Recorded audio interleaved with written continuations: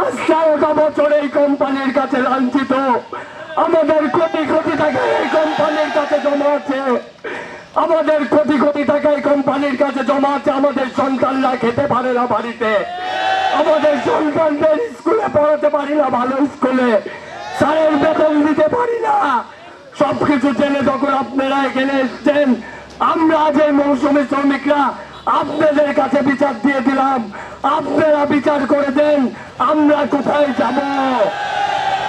এই দাবি আইন বলছে দিয়ে দাও, সেই দাবি কোম্পানি দিতে চাচ্ছে না কিছু কতিপয় দালালদের চাই থেকে।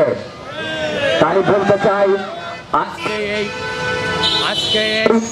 আপনারা আমাদের দাবিগুলা পূরণ করাই দেন, আমাদেরকে আর রাস্তায় যেন দাঁড়াতে না হয়, আমাদের সন্তানরা যেন 3 বেলা ভালোভাবে খেতে পারে, ভালো একটা স্কুলে পড়তে পারে, আমাদের সন্তানদের প্রাইভেট ছাত্রদের বেতন দিতে পারি।